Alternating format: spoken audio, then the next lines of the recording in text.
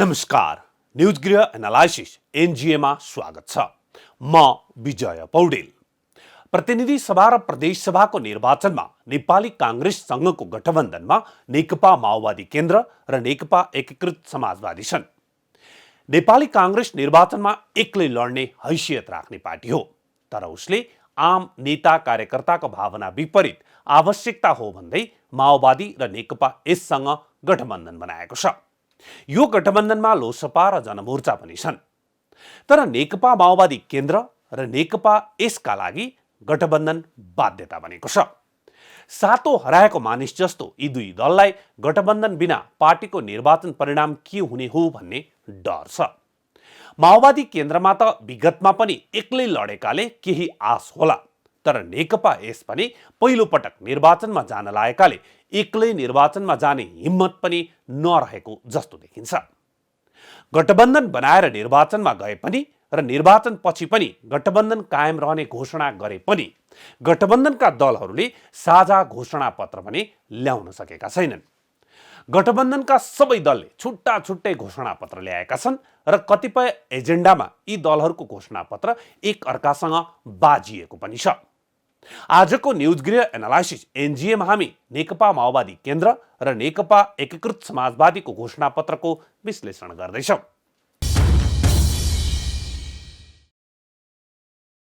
नेकपा माओवादी केन्द्र अझै पनि आन्दोलनको धङधङीमा रहेको देखिन्छ।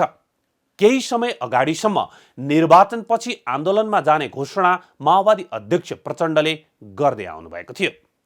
घोषणापत्र सार्वजनिक कार्यक्रममा उहाँले आन्दोलनको घोषणा त गर्नु भएन, तर शासकीय स्वरूप र निर्वाचन प्रणालीमा परिवर्तनको प्रस्ताव गर्नुभयो। यो कुरा गठबन्धनका अन्य कुनै दलले गरेका छैनन् र माओवादीले उम्मेदवारी दिएका सबै ठाउँमा 100% जित निकाले पनि उसँग 2/3 मत पुग्दैन। त्यसकारण ऊ विगत जस्तै आन्दोलन र परिवर्तनका क्रान्तिकारी भ्रम छरेर मतदाता रिझाउने ध्याउन्नमा देखिन्छ। सत्तारूढ नेकपा माओवादी केन्द्रले सोमबार चुनावी घोषणा पत्र सार्वजनिक गर्यो। माओवादी मुख्यालय पेरिस टाडामा पार्टी अध्यक्ष पुष्पकमल दाहाल प्रचण्डले घोषणा पत्र सार्वजनिक गर्नु भएको हो। माओवादीको चुनावी घोषणा पत्रमा संसदबाट निर्वाचित प्रधानमन्त्रीय व्यवस्थालाई परिवर्तन गरी जनताबाट प्रत्यक्ष निर्वाचित राष्ट्रपतीय व्यवस्थामा जानुपर्ने प्रस्ताव गरिएको छ। घोषणा पत्रमा सङ्घमा 51% मतद्वारा प्रत्यक्ष निर्वाचित कार्यकारी राष्ट्रपति र राष्ट्रपतिद्वारा गठित मन्त्रीमण्डल रहने व्यवस्थामा जाने प्रतिबद्धता माओवादीले घोषणा पत्रमा उल्लेख गरेको छ। राजनीतिक स्थिरता र समृद्धिको यात्रा तय गर्न राष्ट्रपतीय व्यवस्थामा जानुपर्ने माओवादीको घोषणा पत्रमा प्रमुखताका साथ उठाइएको छ। संविधान निर्माणको प्रक्रियामा समेत नेपाली जनताले शासकीय पद्धति परिवर्तनको पक्षमा मत अभिव्यक्त गरेकाले लोकतान्त्रिक गणतन्त्रलाई प्रभावकारी बनाउन शासकीय पद्धति परिवर्तन गर्नुपर्ने माओवादीको तर्क छ। साथै प्रदेशमा सङ्घमा जस्तै प्रत्यक्ष निर्वाचित प्रदेश प्रमुख र प्रदेश प्रमुखद्वारा मन्त्रीमण्डल रहने र विधान क्षेत्रमा मात्रै केन्द्रित प्रदेश सभा गठन गर्ने प्रस्ताव माओवादीको चुनावी घोषणा पत्रमा राखिएको छ। माओवादीले सङ्घमा 165 सिटको प्रतिनिधि सभा र 55 सिटको राष्ट्रिय सभा साथै 330 सिटको प्रदेश सभा बनाउने प्रस्ताव गरेको छ। घोषणापत्र सार्वजनिक गर्नु अगाडि मङ्सिर 4 गतेको निर्वाचनपछि सडक आन्दोलनमा जाने घोषणा गर्नुभएका माओवादी अध्यक्ष पुष्पकमल दाहाल प्रचण्डको बोली पनि निर्वाचन क्षेत्र जस्तै फेरिने गरेको छ। प्रतिबद्धता नाम दिएको पार्टीको घोषणापत्र सार्वजनिक गर्दै अध्यक्ष दाहालले पार्टीले नेपालको शासकीय स्वरूप परिवर्तन गरी प्रत्यक्ष निर्वाचित कार्यकारी राष्ट्रपतीय प्रणालीमा जानुपर्नेमा जोड दिएको बताउनुभयो। यसका लागि संविधान संशोधन हुनुपर्ने र संविधान संशोधन गर्न 2/3 बहुमत चाहिने हेक्का नराख्नुभएका माओवादी अध्यक्षले कार्यक्रममा यसका लागि एमालेको साथ लिने कुरा घुमाउरो पाराले गर्नुभयो। एकातिर उहाँको पार्टीले देशका सबै निर्वाचन क्षेत्रमा उम्मेदवारी दिएको छैन भने अर्कोतिर विगतमा प्रत्यक्ष निर्वाचित प्रधानमन्त्रीको कुरा गर्दै आएको नेकपा एमाले अहिले त्यो एजेन्डा छाडिसकेको छ। अर्कोतर्फ गठबन्धनको प्रमुख दल नेपाली कांग्रेस पनि शासकीय स्वरूप परिवर्तनको कुरा गरिरहेको छैन। यस्तोमा घोषणा पत्रमा प्रत्यक्ष निर्वाचित कार्यकारी राष्ट्रपतिको विषय राख्नु भनेको सस्तो लोकप्रियता मात्र हो भन्ने पुष्टि हुन्छ। यद्यपि माओवादी अध्यक्ष प्रचण्डले आफूहरू संविधान निर्माणताकादेखि नै प्रत्यक्ष निर्वाचित कार्यकारी राष्ट्रपतिको पक्षमा रहे पनि सो समयमा निष्कर्षमा पुग्न नसकेको उल्लेख गर्नुभएको छ। सो समयमा आफूहरूले संविधान संशोधनको माध्यमबाट कार्यकारी राष्ट्रपतिको प्रणालीमा जान सकिने भन्दै असहमति राखेको पनि उहाँले बताउनु भएको छ।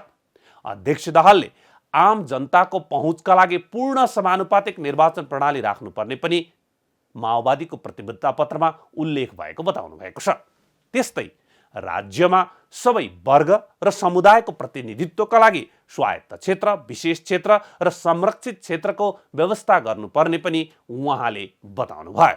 नेपालको अरू यो सङ्घीय लोकतान्त्रिक गणतन्त्रको मूल मर्म र भावनासँग मेल खाने भनेको प्रत्यक्ष निर्वाचित कार्यकारी राष्ट्रपति हो भनेर हामीले संविधान सभाभित्र पनि छलफल गरेका थियौँ र अन्तिम समयसम्म पनि त्यसका निम्ति प्रयास पनि भएको थियो। तर तत्काल त्यो निष्कर्षमा पुग्न सक्ने स्थिति नबनेपछि हामीले यसलाई भविष्यमा संविधान संशोधनको माध्यमबाट अगाडि बढाउने उद्देश्यका साथ रिजर्भेसन राखेका थियौँ। त्यसै गरी निर्वाचन प्रणाली पनि सङ्घीय लोकतान्त्रिक गणतन्त्र, समावेशी लोकतन्त्र भनौँ, यसको मर्म र भावनासँग मेल खाएको छैन। त्यसकारण यो निर्वाचन प्रणाली यथार्थमा आम जनताको निम्ति पहुँच हुने खालको निर्वाचन प्रणाली होइन। आम जनताको पहुँच बनाउनको लागि र हाम्रो समाजको बनावट जस्तो छ, विभिन्न जात जाति, भाषा भाषी, क्षेत्र, वर्ग, समुदाय सबैको पनि प्रतिनिधित्व उचित ढङ्गले हुने गरी समानुपातिक निर्वाचन प्रणाली, पूर्ण समानुपातिक निर्वाचन प्रणाली बनायो भने एकातिर सबै समुदायको समुचित प्रतिनिधित्व पनि हुन्छ, अर्कोतिर खर्चिलो र भड्किलो निर्वाचन प्रणाली जो खालि ठुल्ठुला पुँजीपतिहरूले मात्रै वहन गर्न सक्ने त्यो प्रकृतिको प्रणालीलाई पनि सुधार गर्न सकिन्छ भनेर पनि हामीले त्यति बेला चाहिँ आफ्ना कुराहरू राखेका थियौँ। त्यसको साथै हामीले यद्यपि सङ्घीयतामा जाने निर्णय भइसकेपछि संविधानमा एउटा व्यवस्था पक्कै पनि गरिएको छ, 7 प्रदेशको व्यवस्था, र साथसाथै त्यो प्रदेशभित्र पनि क्लस्टर मिलेका एरियाहरू जहाँ निश्चित समुदायको बसोबास छ त्यस्ता क्षेत्रहरूलाई स्वायत्त क्षेत्रको रूपमा या विशेष क्षेत्रको रूपमा या संरक्षित क्षेत्रको रूपमा चाहिँ निर्माण गरेर जाने भन्ने संविधानमा त उल्लेख गरियो, तर कानुन बनाएर त्यसलाई कार्यान्वयन गर्ने काम अहिलेसम्म हुन सकेको छैन। हामीलाई लाग्छ यो सङ्घीयताको मर्म र भावना अनुसार यो परिवर्तन जसलाई हामीले युगान्तकारी परिवर्तनको रूपमा परिभाषित गरेका छौँ सङ्घीय लोकतान्त्रिक गणतन्त्र र समावेशी लोकतन्त्रलाई, त्यो अनुसार स्वायत्त क्षेत्र, विशेष क्षेत्र र संरक्षित क्षेत्रको रूपमा हामीले त्यस्ता इकाइहरू गठन गर्यो भने आम जनताले राज्यमा आफ्नो अपनत्व महसुस गर्ने र सबैको सहभागिता सुनिश्चित हुने कुरालाई पनि हामीले यो पटक अलिकति सुधार गर्नुपर्छ भन्ने हामीले ठानेका छौँ। विगतमा 7 प्रदेशको सङ्घीय संरचनालाई त्यति साह्रो नरुचाएको अथवा स्वीकार गर्न नसकेको नेकपा माओवादी केन्द्रले अहिले पनि सङ्घीय संरचनामा थप कुरा उल्लेख गरेको छ। घोषणापत्रमा माओवादी अध्यक्ष प्रचण्डले नेपालको कर्मचारी प्रशासन सुधारका लागि उच्च स्तरीय प्रशासन सुधार आयोग गठन गर्नुपर्ने बताउनु भएको छ। त्यस्तै न्यायपालिकाको पनि पुनर्संरचना गर्नुपर्ने बताउनु भएको छ। उच्च स्तरीय सम्पत्ति छानबिन आयोग गठन गरी विक्रम सम्वत 2047 सालपछि सार्वजनिक लाभको पदमा बसेकाहरूको सम्पत्ति छानबिन गरिने र दोषी उप कारबाही गरिने महत्त्वाकांक्षी व्यवस्था पनि घोषणापत्रमा रहेको उहाँको भनाइ छ।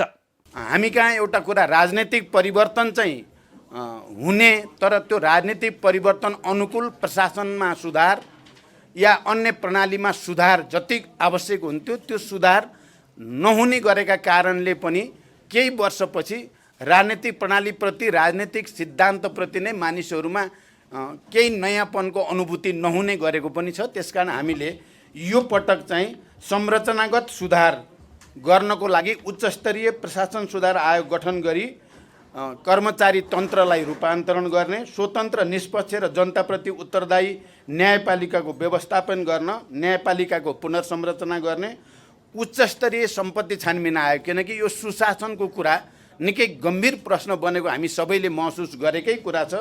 त्यसको निम्ति हामीले उच्चस्तरीय सम्पत्ति छानबिन आयोग गठन गरी 2047 सालपछि सार्वजनिक लाभको पदमा रहेका सबैको सम्पत्ति छानबिन गर्ने र उचित कारबाही गर्ने भन्ने कुरालाई पनि हामीले ठोस रूपमा नीतिगत रूपमा नै अगाडि सारेका छौँ। माओवादी केन्द्रको आगामी दिनको मुख्य एजेन्डा सुशासन र समृद्धि भएको अध्यक्ष दाहालले बताउनु भएको छ।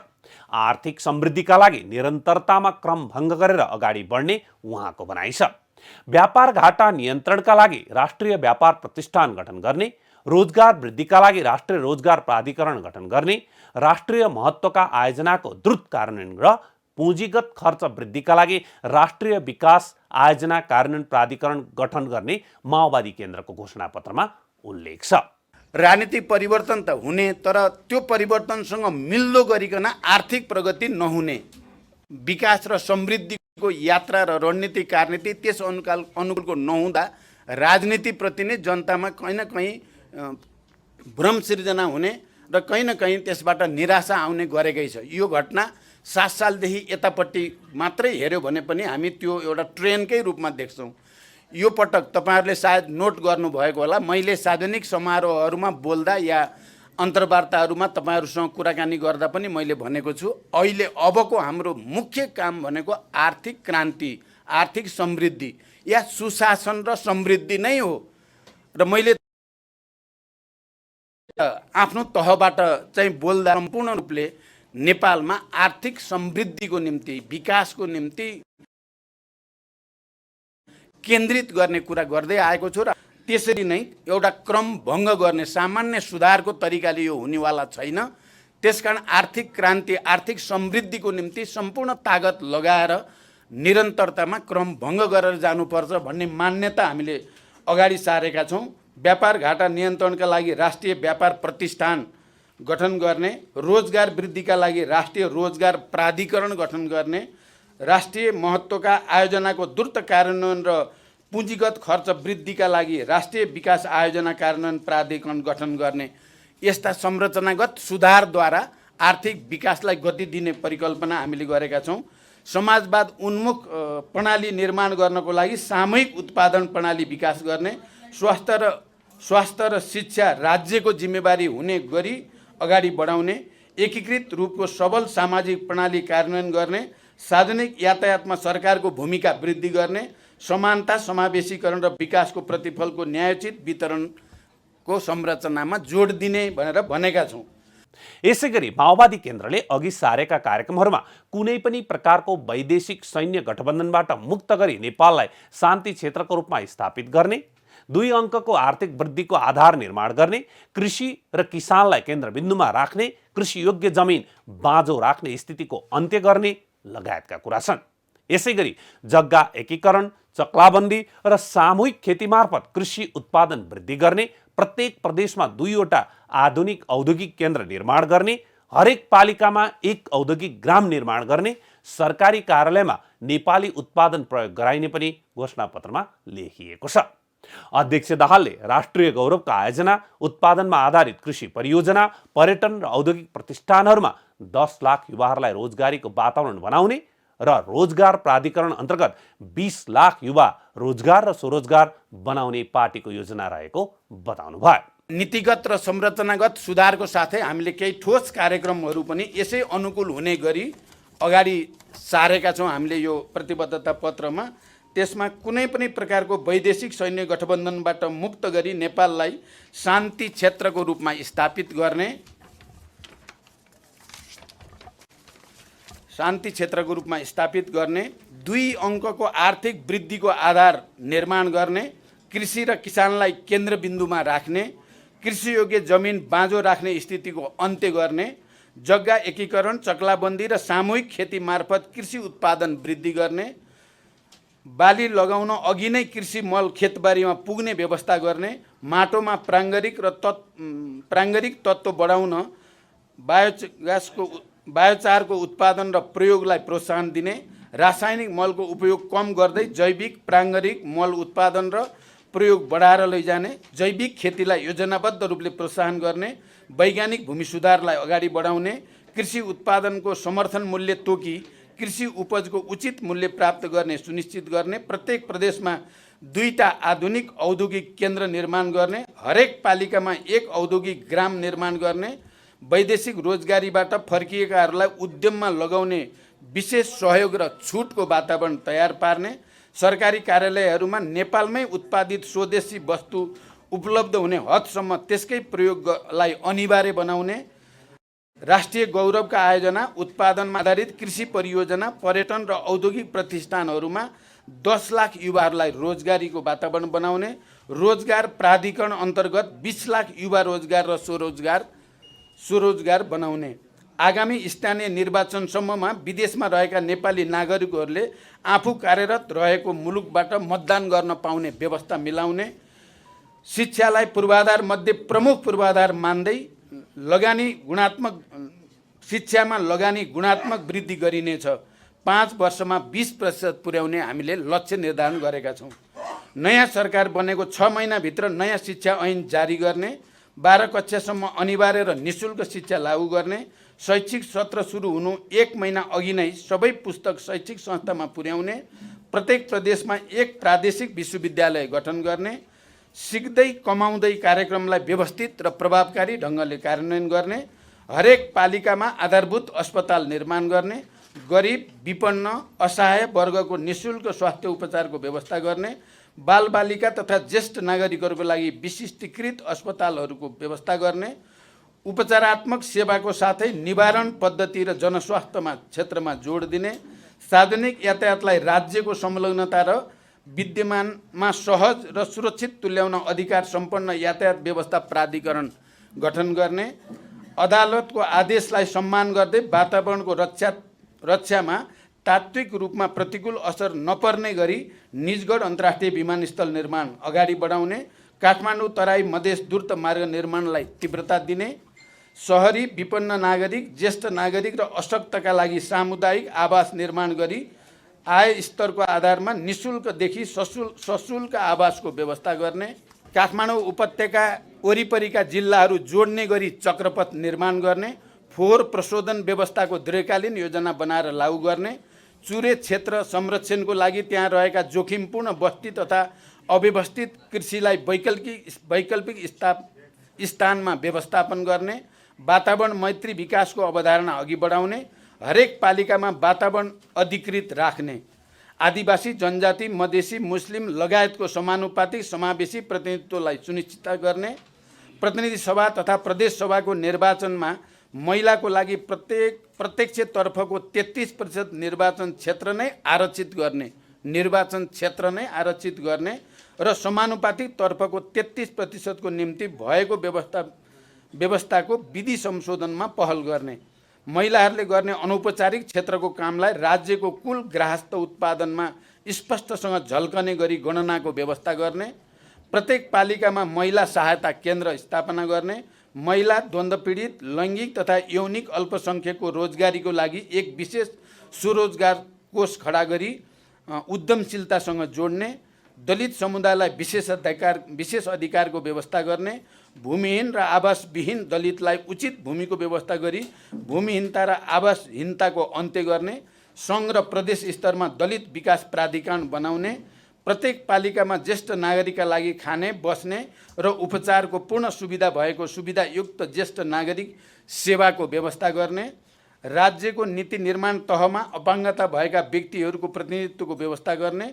अपाङ्गता भएका व्यक्तिहरूको स्वास्थ्य बिमा र जीवन बिमा निःशुल्क गर्ने, लैङ्गिक तथा यौनिक अल्पसङ्ख्यकलाई पहिचानसहित नागरिकताको व्यवस्था गर्ने, सार्वजनिक स्थलमा निःशुल्क इन्टरनेट सेवाको व्यवस्था गर्ने, ई गभर्नेन्स प्रणाली लागू गर्ने, भ्रष्टाचारप्रति शून्य सहनशीलताको नीति लिने, भ्रष्टाचारीमाथि प्रभावकारी नियन्त्रण गर्ने, जनताको सहभागितामा भ्रष्टाचार विरोधी अभियान चलाउने, खरिद ऐन नयाँ बनाउने, प्रविधिमा आधारित प्रगति अनुगमन प्रणाली लागू गर्ने, संवैधानिक अदालतको स्थापना गर्ने, काठमाडौँ उपत्यकामा 500वटा विद्युतीय बस सञ्चालन गर्ने, यातायात क्षेत्रमा स्वरोजगार व्यवसायी र मजदुरहरूका निम्ति सामाजिक सुरक्षा गर्ने, 5 वर्षमा विद्युत उत्पादन 8000 मेगावाटसम्म पुर्याउने जुन सम्भव छ भन्ने देखिसकेका छ। सङ्घ, प्रदेश र स्थानीय तहका सरकारी कार्यालयको लागि यातायातको साधन खरिद गर्नु परेमा विद्युतीय साधन खरिद गर्ने नीति लिने, 4000 मेगावाट विद्युत उत्पादन गर्न स्वदेशी पुँजी परिचालन गर्ने, नेपालको पानी जनताको लगानी, हरेक नेपाली जलविद्युतको सेयर धनी कार्यक्रम सञ्चालन गर्ने, एक घर एक धारा कार्यक्रम लागू गरी सबै नेपालीको घरमा स्वच्छ खानेपानी पुर्याउने, चुरेको फेदी क्षेत्र आधारित भएर पूर्व पश्चिम नहर निर्माण गर्ने, नदी जोड योजना अघि बढाउन सर्वेक्षण प्रारम्भ गर्ने, आगामी 5 वर्ष डिजिटल क्रान्ति वर्ष बनाउन जोड गर्ने, रु 1 अरबको राष्ट्रिय विज्ञान प्रविधि तथा नवप्रवर्धन कोष स्थापना गर्ने, कर्मचारीको विज्ञान तथा प्रविधि सेवा छुट्टै निर्माण गर्ने, 5 वर्षभित्र हाइड्रोजन प्लान्ट स्थापना गर्ने भएर हामीले ठोस योजना र कार्यक्रम पनि यो प्रतिबद्धता पत्रमा सार्वजनिक गरेका छौँ। यसैगरी आगामी स्थानीय तह निर्वाचन अघिसम्ममा विदेशमा रहेका नेपालीहरूले मतदान गर्न सक्ने व्यवस्था मिलाउने घोषणापत्रमा लेखिएको छ। निर्वाचनपछि नयाँ सरकार बनेको 6 महिनाभित्रमा नयाँ शिक्षा ऐन जारी गर्ने प्रतिबद्धता समेत माओवादीले गरेको छ। प्रतिबद्धता पत्र सार्वजनिक कार्यक्रममा अध्यक्ष प्रचण्डले आफ्नो प्रधानमन्त्रीत्व कालमा कुनै ठाउँमा भ्रष्टाचार नभएको दावी गर्दै आफूले गरेको कामको फेहरिस्त सुनाउनु भयो। अध्यक्ष कमरेड प्रचण्डको छोटो प्रधानमन्त्रीत्व कालमा पनि राजनीतिक समस्या समाधान र विकास निर्माणको क्षेत्रमा केही उल्लेखनीय कार्य हुन सके। खास गरी दोस्रो कार्यकालमा मधेस आन्दोलनलाई शान्तिपूर्ण अवतरण गराई छोटै समयमा पनि आर्थिक वृद्धि र सामाजिक विकासको आधार तयार गरियो। मुलुकलाई वर्षौँदेखिको लोड सेडिङबाट मुक्त गराइयो। काठमाडौँ निजगढ द्रुत मार्ग लगायतका ठुला आयोजनाहरूको निर्माण कार्य अघि बढाइयो। चीनसँग बेल्ट एन्ड रोड सम्झौतामा हस्ताक्षर गरियो। प्रधानमन्त्री स्वयंले निर्माणाधीन ठुला परियोजनाहरूको अनुगमन गर्ने, राष्ट्रिय गौरवका आयोजनाहरूको कार्यान्वयनको प्रभावकारी तुल्याउन प्रक्रियागत सुधार गर्ने जस्ता कार्य भए।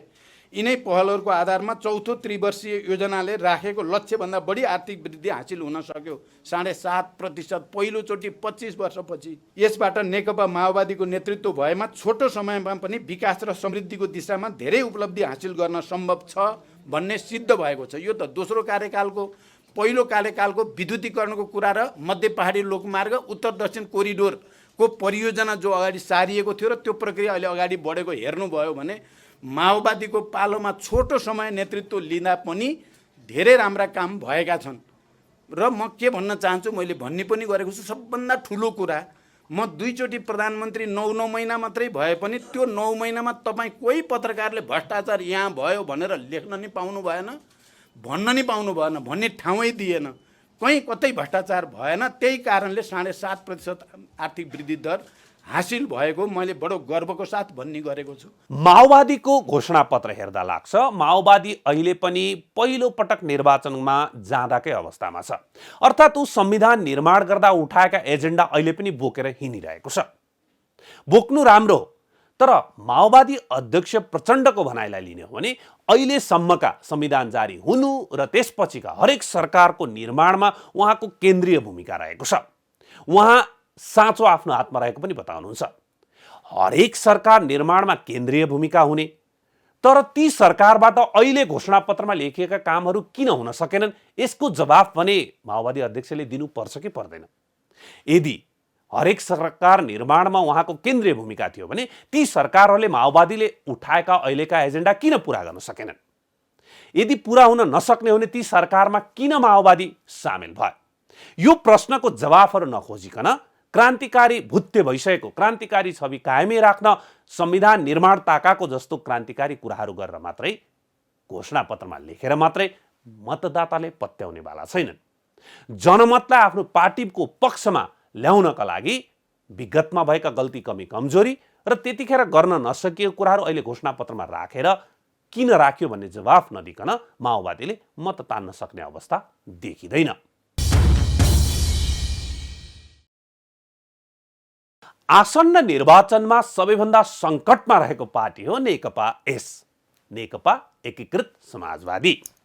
विगतमा पनि नेकपा एमाले फुटेर निर्वाचनमा जाँदा 0 सिटमा पुगेको तीतो यथार्थले अहिले पनि नेकपा झस्किरहेको छ। पार्टी विभाजनपछि पहिलो पटक निर्वाचनमा गएकाले उसँग मतदातालाई सुनाउन नेकपा एमालेमै रहँदाका उपलब्धि मात्र छन्, जसको दाबी नेकपा एमाले गर्छ र त्यो स्वाभाविक पनि हो। विगत 1.5 वर्षदेखि सरकारमा रहे पनि ऊ गठबन्धनको एउटा हिस्सा मात्र भएकाले उसँग सुनाउन लायक उपलब्धि छैनन्। अर्कोतर्फ निर्वाचन जितेपछि गर्छौँ भन्ने बाचा मतदातासँग गर्न ऊ एक्लै निर्वाचनमा छैन। एक्लै निर्वाचनमा गएर बहुमत ल्याउने सम्भावना भएको भए पनि उसको घोषणापत्र मतदाताले पत्याउने केही आधार हुने थिए। तर ऊ गठबन्धनको आड लिएर निर्वाचनमा छ। यसकारण यो निर्वाचन जनताका लागि केही गर्ने भन्दा पनि आफ्नै अस्तित्व जोगाउने सवाल बनेको छ नेकपा यसका लागि। नेकपा एकीकृत समाजवादीले चुनावी घोषणापत्र सार्वजनिक गरेको छ। सोमबार एक कार्यक्रम मार्फत उपाध्यक्ष राजेन्द्र पाण्डे, महासचिव बेदुराम भुसाल लगायतका नेताहरूले सामूहिक रूपमा पार्टीको चुनावी घोषणापत्र सार्वजनिक गर्नुभएको हो। घोषणापत्रमा आत्मनिर्भर अर्थतन्त्रमा जोड दिएको छ। समाजवादमा आधारित आर्थिक सामाजिक रूपान्तरण सहितको समृद्धि, जनताको अधिकार, राष्ट्रिय स्वाभिमान, संविधानको रक्षा र स्थिरताका लागि सङ्घीय लोकतान्त्रिक गणतन्त्रको सुदृढीकरणका साथै सुशासन र पारदर्शिताका विषय घोषणापत्रमा छन्। आधारभूत स्वास्थ्य, शिक्षा र आहारलाई घोषणापत्रमा प्राथमिकताका साथ समावेश गरिएको छ। उत्पादन र रोजगारका माध्यमबाट आर्थिक समृद्धि प्राप्त गर्ने तथा खानी, कृषि, पशुवन, उद्योग र पर्यटन क्षेत्रको विकास गर्ने विषयमा विशेष जोड दिएको घोषणापत्रमा सामाजिक विभेदको अन्त्य गरी न्याय समानता कायम राख्ने तथा घरेलु उद्योगको विकास गरी आत्मनिर्भर र स्वावलम्बन अर्थतन्त्रको विकास गर्ने लक्ष्य राखिएको छ। राष्ट्रिय स्वाभिमान, संविधानको रक्षा, स्थिरता तथा आर्थिक सामाजिक रूपान्तरणको माध्यमबाट मुलुकलाई समृद्ध बनाउने मुख्य नारासहित नेकपा एकीकृत समाजवादीले आसन्न प्रतिनिधि सभा र प्रदेशसभा निर्वाचनका लागि घोषणापत्र सार्वजनिक गरेको छ। घोषणापत्रमा आत्मनिर्भर अर्थतन्त्रमा जोड दिइएको छ। कृषिको आधुनिकीकरण, व्यावसायिकीकरण र बजार व्यवस्थापन गर्ने कुरालाई घोषणापत्रमा मुख्य प्राथमिकता दिइएको पार्टी महासचिव बेदुराम भुसालले बताउनु भएको छ। किसानहरूलाई मलको अभाव हुन नदिनका लागि मल कारखानाको स्थापना गर्ने उल्लेख गरिएको छ घोषणापत्रमा। यसै गरी बाँझो भूमिको उपयोग, कृषि बीमाको व्यवस्था, युवा लक्षित कार्यक्रम गर्ने कुरालाई पनि घोषणापत्रको कार्यक्रममा समावेश गरिएको छ। कृषि योग्य जमिनमा सिंचाई पुर्याउनका लागि पूर्व पश्चिम मेगा नहर निर्माण गर्ने प्रतिबद्धता जनाइएको छ। नेपालको पानी नेपालमै भन्ने अवधारणाका साथ सो प्रतिबद्धता पनि घोषणापत्रमा अघि सारिएको महासचिव भुसालले स्पष्ट पार्नुभयो। त्यसमा सबभन्दा पहिलो कुरा कृषिको आधुनिकीकरण, व्यवसायीकरण र बजार व्यवस्थापन गर्नुपर्छ। र कृषि उत्पादनलाई वृद्धि गरेर नै हामीले हाम्रो अर्थतन्त्रलाई सबल बनाउन सक्छौँ। कृषि उत्पादन नै हाम्रो निर्यातको निम्ति उपयुक्त उत्पादन हुन सक्छ अथवा हामीले निर्यात गर्न सक्ने उत्पादन हुन सक्छ भन्ने हाम्रो ठहर छ। त्यसका निम्ति हामीले कृषि क्षेत्रलाई आधुनिकीकरण गर्न जरुरी छ, वैज्ञानिकीकरण गर्न जरुरी छ, व्यवसायीकरण गर्न पनि जरुरी छ र अझ खास गरिकन बजारको व्यवस्थापन गर्न जरुरी छ। त्यो काममा हामी चाहिँ लाग्नेछौँ भन्ने हाम्रो प्रतिबद्धता कार्यक्रममै प्रतिबद्धता छ। यसका निम्ति कृषिका निम्ति प्रयोग गरिने मल कारखाना, मलको अहिले चाहिँ धेरै हाहाकार छ, यो मल कारखाना त्यसभित्रै स्थापना गर्नुपर्छ। त्यसका निम्ति हामी काम गर्नेछौँ। बाँझो भूमिको उपयोग गर्ने, धेरै भूमि कृषि भूमि अहिले बाँझो रहिरहेको छ, त्यसको उपयोग गर्ने नीति ल्याउने र त्यसलाई कृषि उत्पादन वृद्धिका निम्ति उपयोग गर्ने हाम्रो नीति रहेको छ अथवा त्यो प्रतिबद्धता रहेको छ। त्यसै कृषि बीमाको व्यवस्थापन गर्नुपर्छ भन्ने हाम्रो धारणा छ र युवा लक्षित कृषि कार्यक्रमहरू ल्याउनुपर्छ, त्यसमा जानुपर्छ भन्ने हामीले भनेका छौँ। र विदेशमा गएका युवाहरूलाई स्वदेशमै आएर कृषि उत्पादन वृद्धिद्वारा आफ्नो जीविकोपार्जन गर्ने मात्रै होइन, विकास पनि गर्न सकिन्छ भन्ने ढङ्गले नीति अगाडि सार्नुपर्ने हाम्रो ठाउँ छ। त्यो खालको हामीले यो घोषणापत्रमा भनेका छौँ, ल्याएका छौँ। त्यसै गरिकन भूमिको वैज्ञानिक व्यवस्थापन गर्नुपर्ने र भू उपयोग नीति वैज्ञानिक खालको बनाउनु पर्ने, त्यसका निम्ति हामीले पहल गर्छौँ भनेका छौँ। त्यसै गरिकन कृषि योग्य जमिनलाई सिँचाइ गर्नका निम्ति नेपालको पानी नेपालमै भन्ने नीतिका साथ पूर्व पश्चिम महानहर निर्माण गर्ने, हाम्रा सबै नदीहरूलाई पूर्वदेखि पश्चिमसँग जोड्ने गरी मधेस र पहाडको जोड्नेबाट, मधेसको घेस र पहाडको फेदीबाट एउटा पूर्व पश्चिम नहर निर्माण गर्नुपर्छ, जसले नदी नियन्त्रणमा पनि काम गर्न सक्छ र सम्पूर्ण तराई क्षेत्रलाई सिँचाइ गर्नका निम्ति त्यो नहरबाट पानीको उपयोग गर्न सकिन्छ।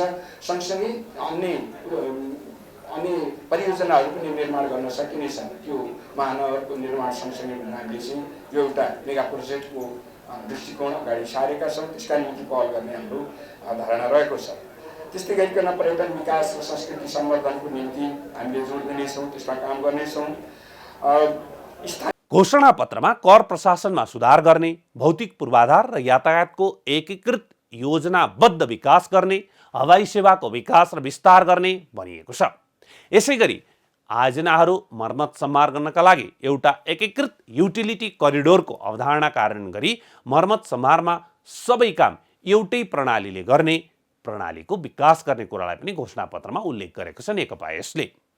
ऊर्जा उत्पादन वृद्धिका लागि जलाशययुक्त बहुउद्देश्य जलविद्युत आयोजनाहरूको निर्माणलाई प्राथमिकता दिने योजना अघि सारिएको छ।